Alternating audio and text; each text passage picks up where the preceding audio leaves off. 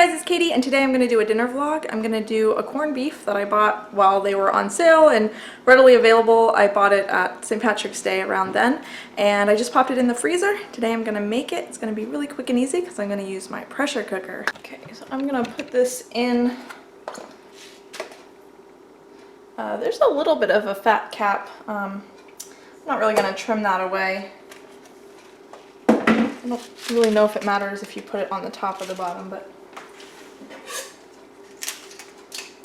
I think if you're roasting in an oven it matters. So I'm using just the spice packet that comes with it. I know a lot of people like to add extra. I don't really care. So I just add what they give you. I feel like it's enough, so if you want to add more, you can add more. And then I'm just going to put enough water in this to cover it.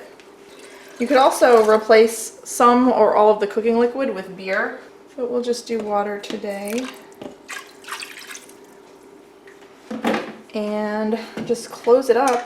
And you want to bring it up to a high heat until it comes up to pressure.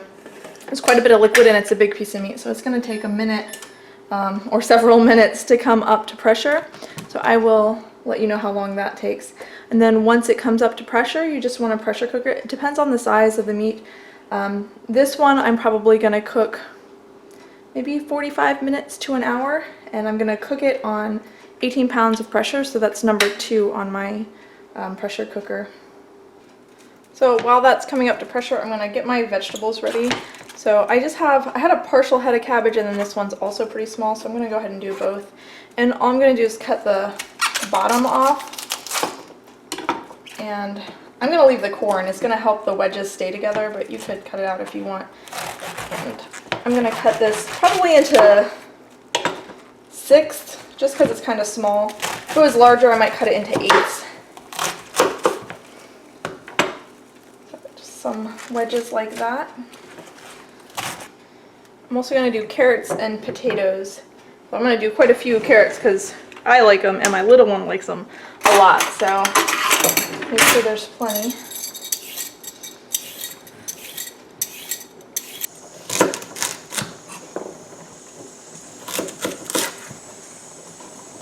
Okay, so for the carrots, I'm just going to cut them in pretty large chunks, about 1.5 to 2 inch chunks. I'll go ahead and throw those in with the cabbage.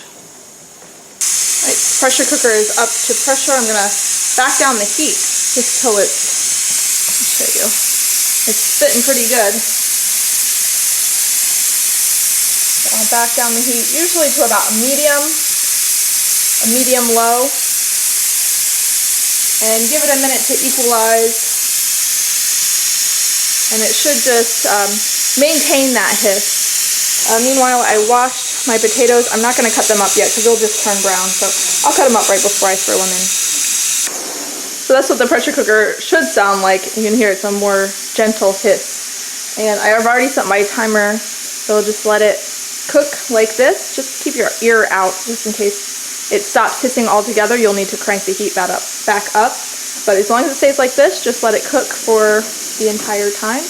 And it should be ready in about, like I said, 45 minutes to an hour. Okay, so it's been 45 minutes. I just turned my stove off, and I'm going to take it off the hot burner and let it come down in pressure naturally. When you're cooking meat in a pressure cooker, you don't want to use the quick release if you can help it, because releasing the pressure quickly will, the difference in the pressure dropping so quickly will kind of force some of the juices out, and it can cause your meat to be dry.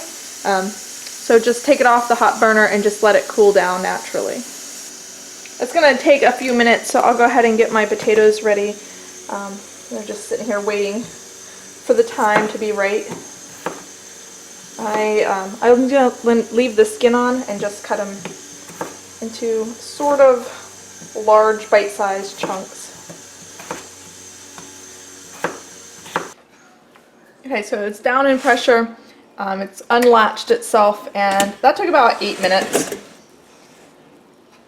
And I'm just going to check it. Let's see. I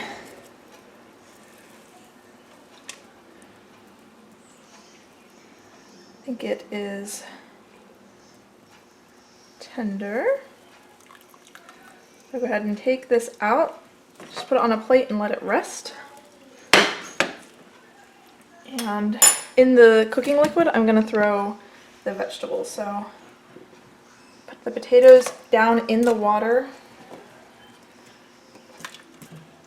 Next I'll put in the carrots. And then I'll put the cabbage on top. If the cabbage isn't under the water, that's fine because it will just steam.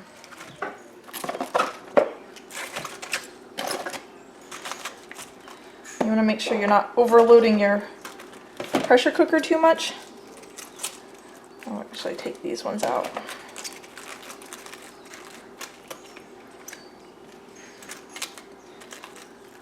Sometimes they have a max fill level. Oh. That water's nice and hot, or that cooking liquid, so it should come back up to pressure pretty quickly, but we did add a lot to it, so it might take a minute.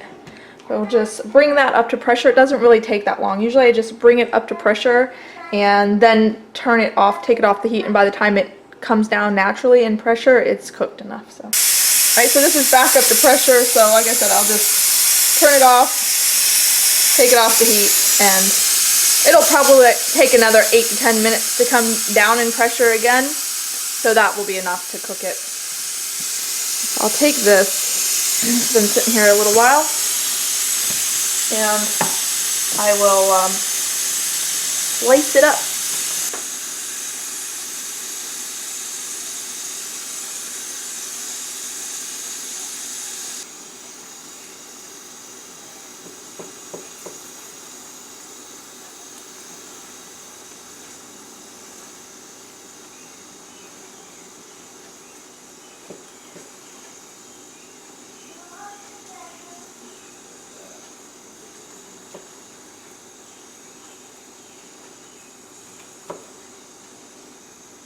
Okay, so this was cooking for about 6-7 minutes and it didn't seem like it was going to come down in pressure, and I didn't want to overcook it, so I did do the quick release.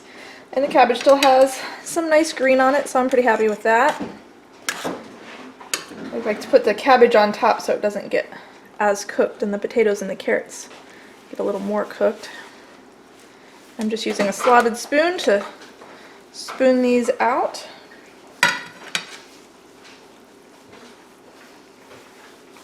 Make sure the carrots and the potatoes should be, yeah, they're tender. Perfect. Alright, so there is our dinner tonight. I have a whole bunch of leftovers too. Thanks for watching. See you guys next time. Bye-bye.